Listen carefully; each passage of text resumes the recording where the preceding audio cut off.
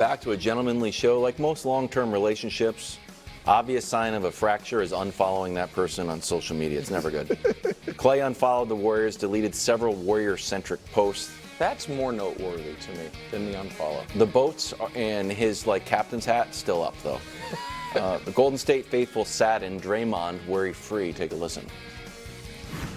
I know all of you are probably looking forward to me talking about Klay unfollowing the Warriors and deleting some IG posts or something. I had no idea that happened. I think it's hilarious. Just so y'all know, I laughed when I logged on here and Jackson's like, yo, so what about Klay? I'm like, what? Like, what happened? It's like, oh, he unfollowed the Warriors. I think that's comical. I know you all be wanting like somebody's feelings to be hurt or something. It ain't that, ain't never going to be that. That's hilarious. Okay, here we have. I'm not mad. Don't put in the newspaper I'm mad. I'm not mad. In fact, it's very funny. Listen, I think Klay's gone. I think it's pretty obvious Klay's gone. It is a sad.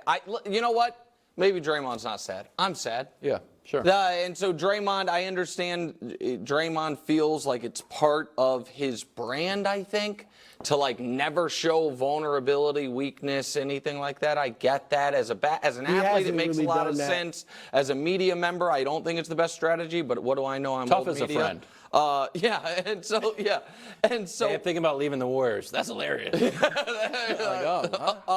hurt my feelings. So I'm very curious how Steph deals with all of it, and I'm very curious the ripple effects of this for the Warriors after next season, because the band's not getting back together, right. And I don't think they're going to all of a sudden be great again.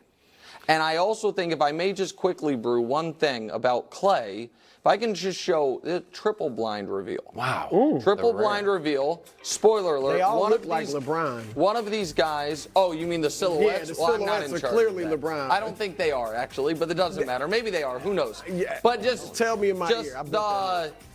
So one of these people is Klay Thompson this year. So reveal it, please. These are all Klay Thompson. And it's the year they won the title, when they won the playoff run when they won the title, and then this year. The point I'm making is this. He's not that different than he was when they won their last title. He slipped a bit offensively and more than a bit defensively. The big difference for the Warriors, in my opinion, between when they won the title and now is twofold. One is Steph, oddly, post-All-Star break, wasn't Steph. Mm-hmm. And Draymond is totally unreliable and in and out of the lineup. And it lost there's another reason. What? Wiggins? Yeah. Sure. And Wiggins, all of it. Right. And so removing Klay doesn't fix things. It's a bookkeeping decision. But it's not like he was a negative for them on the court. So I think it's bad for the Warriors, and I think it puts Steph's long-term future in a bit of doubt. Let me first address Draymond. And I understand where he's coming from. Because when I saw Klay unfollow the Warriors, I laughed too. It is hysterical or hilarious because you're a Warrior. Most guys that unfollow, Kyler Murray unfollowing the Cardinals after his third year. Antonio Brown unfollowing the Raiders, who he never even played a game for, right? You weren't really there, so you can effectively be like, I'm done with y'all. This, we're finished. Mm-hmm. Like, it's like you're erasing the memory of your time there. Klay Thompson can't do that. It is funny. It's like, dude, you're a Warrior. Your whole even if he leaves, and I agree with you, I think he's gone. But to unfollow them just felt like juvenile, because it's like, dude, you're a Warrior. Like, we're not going to erase, and you shouldn't want us to, your career with the Warriors. So in that regard, I understand where Draymond coming from. It is funny. It's like, what? You're not a Warrior anymore? Please.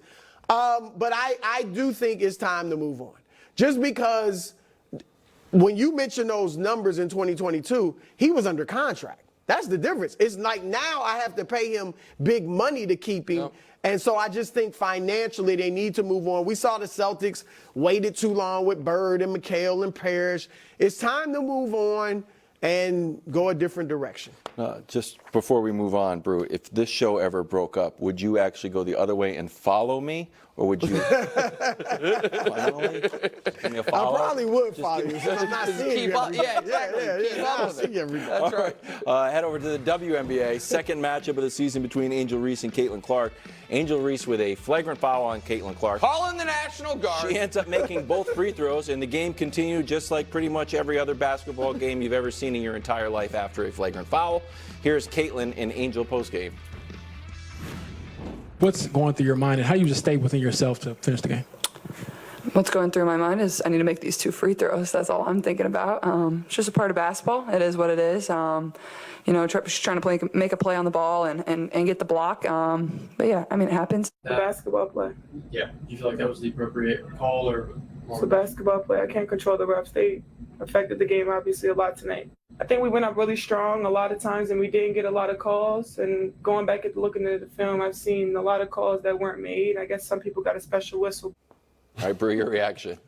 I have no problem with them calling it flagrant because of the way it looked. Yeah. She did smack her upside the head, not purposely, but and in this era of concussions, we're worried about that. I get it. It's a flagrant in the NBA, too. Right, exactly. Yeah. That's the thing. And I see these commentators, the WNBA is physical, y'all. It's the same thing in the NBA. They would have called it flagrant. Now, do I actually think it was a flagrant one? I don't. By the definition of, we got the definition right here. If contact committed against a player with or without the ball is interpreted to be unnecessary. Now, I think of that. What's unnecessary is something that doesn't come in the course of playing basketball, like a basketball play or a non-basketball play, like the last time they played them when Carter bumped her. This, I really believe, and I watched it from several angles. I know she wound up. But I think Reese was going for the block. Like, her eyes were totally on the ball, not on Clark. If she was trying to hit Clark in the head, I think she would have been looking at her. And she's looking at the ball and obviously hits her. So I don't deem that I'm trying to make a basketball play. I think it was accidental contact. I think there could a be hard accidental foul. flagrants. And so, that's. You know what I mean? Like, I'm going for a block, but I hit you in the head. And so, okay, that's the case. But I don't think she did it purposely. I agree. Or was trying to hurt her. Yeah, no, so I agree. And listen, we're gonna try Wilds to go somewhere seemingly no one's gone before. It's impossible. We're gonna talk about the basketball aspect of this, while the worst actors in the world try to turn this into the opening salvo in some race war that we're gonna be having over the next 18 months. Here's the deal. Angel doesn't like Caitlin. There's a real rivalry, and it's great for the sport.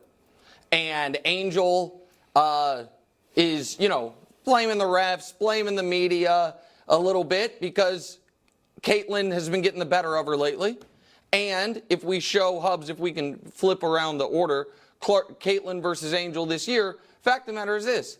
These two young ladies, who are the 2 most famous players in the league right now, not the 2 best, are also the 2 best rookies. Yep. They are both holding up their end of the basketball bargain of this. The other basketball piece of it that I think is noteworthy is, for the first time all year, if the playoffs started today, the Fever are in it. Because it's a 12-team league, 8 make it. So you got it. So what happened? What changed? Well, Aaliyah Boston, who was the #1 pick for the Fever a year ago, after being brutal for the first 5 games, got going, and since then they're 5-5, and she's averaging 14 and 9. What else happened? They stopped playing every night, it seemed, and since that moment they've won 3 of 4. And Caitlin, after shooting 36 and 29 splits, is now shooting 47 and 42. And so, which is huge for the WNBA. Huge. Like their shooting percentage is lower. Exactly lower right. And so here's the other aspect, again, that people seem to not want to accept. Both of these things are true. The WNBA is a physical league, and Caitlin Clark is not. The amount of fouling or hazing or whatever she's dealing with is not outside of the bounds of all of WNBA history. There's just more eyes on it. Another thing that's true is this. She's been excellent. And people that are trying to act like she is a media creation, here is the full list of players in the top 25 this year in points, rebounds, and assists. It is 6 established stars in Caitlin Clark. Here is the full list of players averaging 15, 5, and 5. It's 2 players, both number Only 1 overall 4 picks, have by done the it way, in the history of the league. And now, with the Fever not playing any more back-to-backs, they get the Mystics, the worst team in the league, as their next game, being rested, with Caitlin not being on the Olympic team. They're going to be in the postseason. We'll see if Angels' team is. I think that would be great. But this is a real rivalry that is great for the sport because it also has what people have begged the NBA to have, some dislike. Everyone's too buddy-buddy in the NBA. I don't think Angel likes Caitlin for the attention, whether it's Caitlin's fault or not, and I don't think Caitlin likes getting hit in the head. So I think it's good for the league what's happening here, and I don't think it has to be deeper than that. And I think if you're right and they make the playoffs and Caitlin, as we both kind of said, second half of the season, she's going to be great. Yeah. If that's the case, that's going to make her omission on the Olympic team look even worse. Next game, they match up, not the next game, but Fever Sunday in Chicago night. on Sunday. Yeah. All right. Embiid recruiting Paul George right in front of everybody. A little tampering, according to Bro.